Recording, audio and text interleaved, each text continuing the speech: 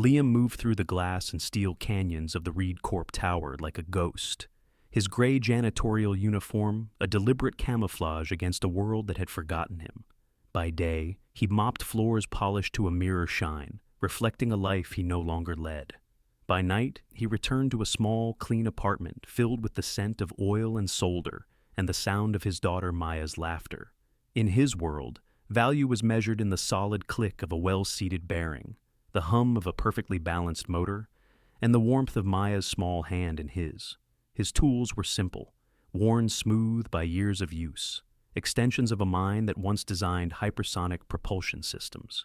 Evelyn Reed existed in a world of rarefied air, a corner office 1,000 feet above the city. Her value was measured in stock points and market share. Her world was sterile, geometric, and silent, save for the hushed reverence of her subordinates. Loneliness was a tax she paid on power, a quiet ache behind her impeccably tailored facade. She saw people as assets or liabilities, functions within a machine of her own creation. She saw the janitor, Liam, as part of the building's infrastructure, no more animate than the elevators or the climate control system.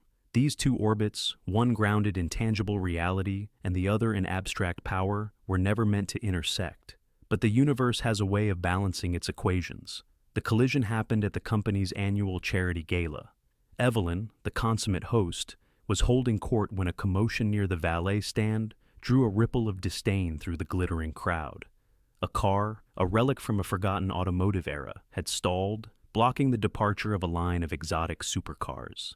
It was a humble, boxy sedan, its paint faded, its chrome pitted. It was Liam's car. He was trying to get home to relieve Maya's babysitter. Evelyn strode towards the scene, her displeasure a cold front.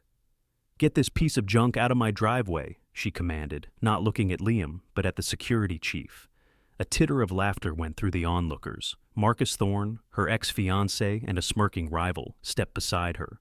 "Perhaps the janitorial staff should be required to use public transport," he said, loud enough for all to hear. Evelyn's eyes finally fell on Liam. "Can you not even maintain a simple vehicle?" The public challenge hung in the air, a declaration of his incompetence. Liam met her gaze, his expression unreadable. "I can." He said it not as a defense, but as a statement of fact. No one there could possibly know what a profound understatement those words were. With a quiet sigh, Liam walked to the front of his car. The crowd, sensing a moment of public humiliation, pressed closer. Evelyn watched, her arms crossed, a portrait of impatient authority. Marcus smirked, ready to enjoy the show. Liam didn't reach for a key. He placed his palm on a small, unmarked panel on the fender. A low, electronic chime, impossibly sophisticated, echoed in the quiet garage. He popped the hood. A collective gasp rippled through the audience. There was no greasy, familiar engine block. Instead, the bay housed a breathtaking piece of engineering. It was a compact, custom-milled marvel of polished alloys and woven carbon fiber, glowing with soft blue indicator lights. It looked less like a car engine and more like the core of a starship. Liam made a minor adjustment to a crystalline conduit, the blue light pulsing in response. He closed the hood, got into the driver's seat, and turned the key. The sound that followed silenced everyone. It wasn't the roar of a combustion engine. It was a deep, resonant hum that vibrated in their bones, a sound of pure, controlled power. It was the sound of the future. He pulled away smoothly, the car accelerating with an unnatural grace and silence, leaving behind a stunned CEO and a garage full of useless supercars. The public test was over. The janitor had not just passed. He had rewritten the rules. The next morning, Evelyn sat in her office, the memory of that impossible hum replaying in her mind. It defied physics as she knew it. It defied everything she knew about the man who cleaned her office. "I want to know everything about him," she told her head of security. Liam Carter, the night janitor. The file that landed on her desk 2 hours later was thin, yet explosive. It detailed the life of a ghost. Liam Carter, a full scholarship prodigy at the nation's top engineering university, lead designer on the X-77 experimental engine project at age 25, holder of 17 patents in advanced propulsion and energy systems. His career trajectory was a vertical launch, a star burning impossibly bright. And then, 10 years ago, it stopped. He had vanished. He resigned from his prestigious post, his patents were absorbed by his former employer, and he dropped off the professional grid entirely. There was no scandal, no criminal record, just a sudden, inexplicable end. He went from shaping the future of aerospace to mopping floors. The file contained no reason, no why. It was a mystery that gnawed at Evelyn's analytical mind. This wasn't just a man with a hobby. This was a virtuoso hiding in plain sight. For the first time in years, Evelyn Reed felt a sensation she had long since suppressed, awe, and a deep, unsettling curiosity. She had publicly mocked a genius. The thought was more disquieting than a 10-point drop in the market. Driven by this new, unnerving respect, Evelyn sought Liam out. She found him not in the tower, but at a small city park, pushing Maya on a swing. The scene was so profoundly normal, it felt alien to her. As she approached, Maya, a bright-eyed girl of 8, jumped off the swing and ran to her father's side. "Daddy, who's the fancy lady?" Maya asked, her voice clear and unafraid. Evelyn, accustomed to commanding boardrooms, found herself at a loss for words. Liam simply introduced her. "This is Ms. Reed. I work in her building." Evelyn tried to apologize for the gala, but the corporate words felt hollow and clumsy. It was Maya who pierced her armor. The little girl held up a crayon drawing. It was of a car, boxy like her father's, with lightning bolts coming out of it. "Daddy can fix anything," Maya declared with absolute certainty. "He fixed my broken music box, and he fixed the bird's wing last week. I bet he could even fix sad things." The simple, profound truth of the child's words struck Evelyn with unexpected force. She was the CEO of a global corporation, but she couldn't fix the gnawing emptiness in her own life. At that moment, her phone buzzed with an urgent alert. Project Chimera, their flagship data security system, was failing. Catastrophic data corruption. The project lead? Marcus Thorne. A sudden cold dread washed over her. She looked from the urgent text to the man who built impossible engines in his garage, the man whose daughter believed he could fix sad things. She needed more than a subordinate. She needed a miracle. "Mr. Carter," she said, her voice stripped of its usual authority, "I need your help." Liam agreed to a private consulting contract, the terms of which were simply that his work would not interfere with his time with Maya. He was led to a secure server room, the heart of Project Chimera. The air hummed with cooling fans and quiet panic. Engineers in crisp shirts scurried about, their faces etched with stress. To them, he was a janitor in a lab coat, an absurd presence. Liam ignored them. He didn't look at the frantic lines of code on the monitors. He listened. He placed a hand on the central server rack, closing his eyes, feeling the subtle vibrations, the dissonant frequencies of a system at war with itself.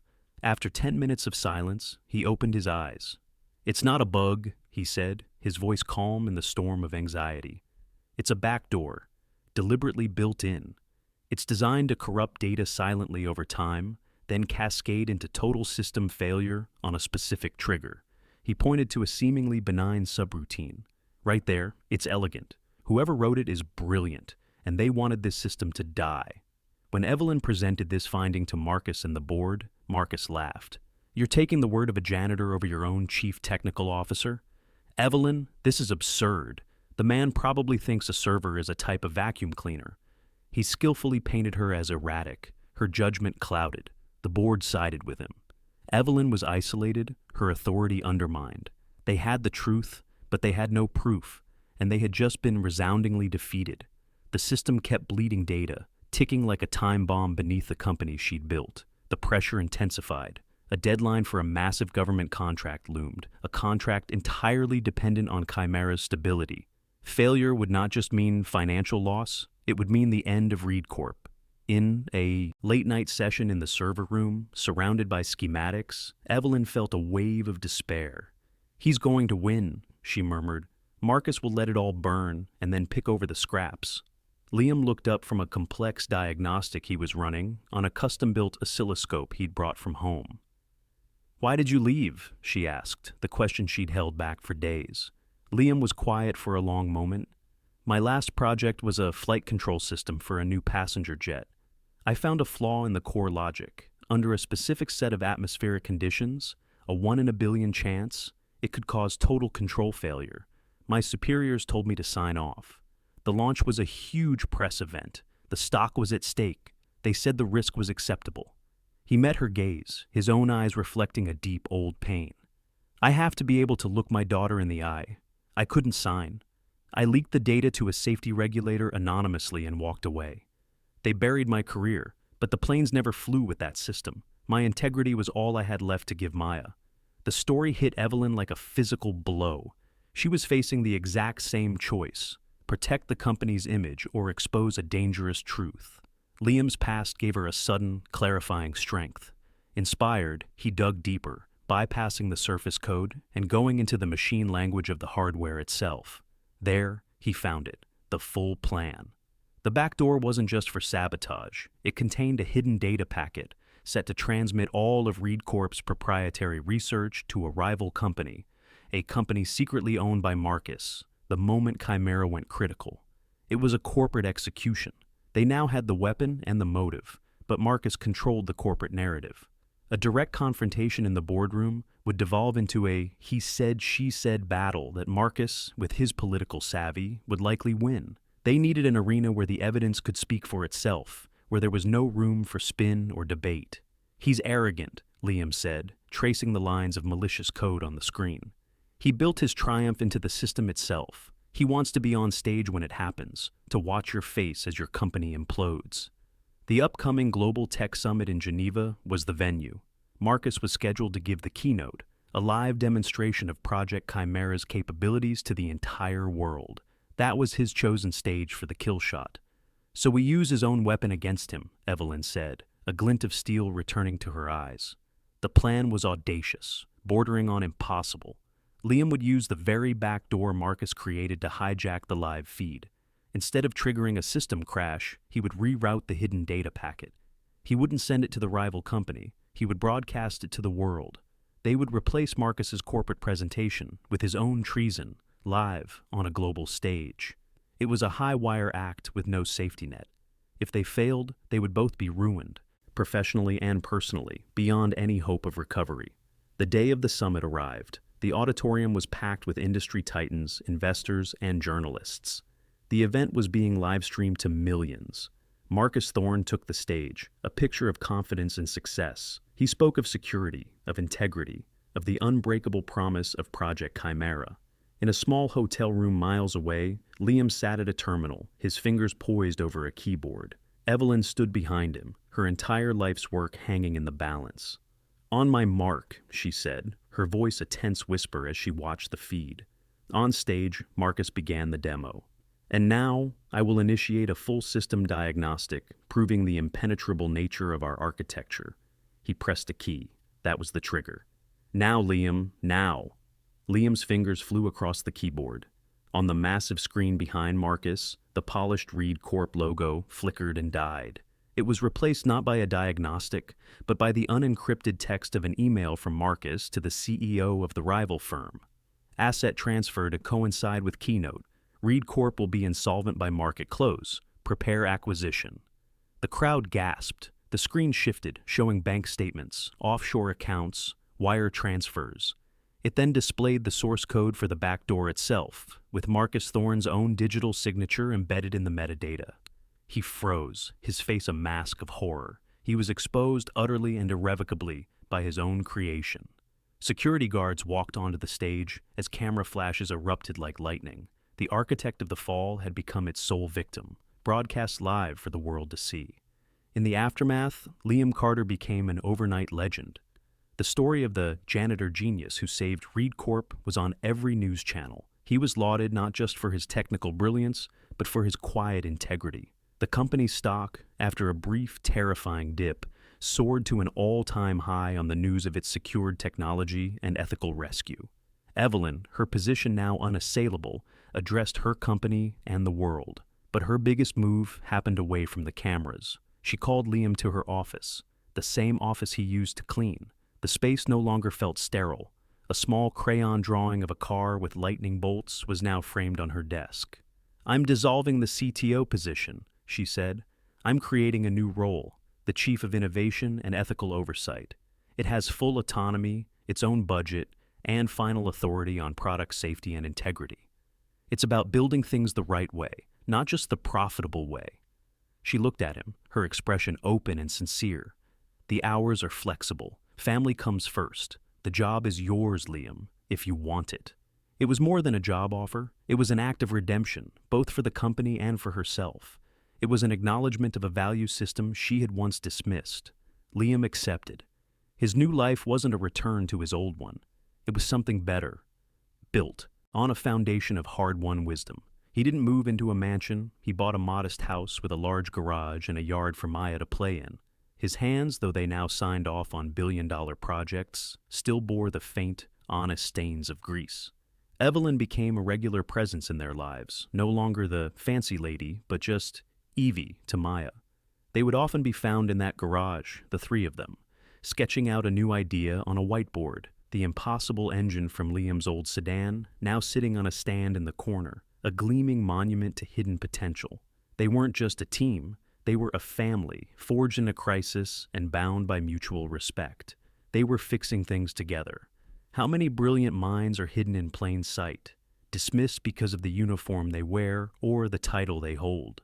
The world is full of virtuosos waiting for their moment, for one person to look past the surface and see the genius within. Their stories are the bedrock of true innovation.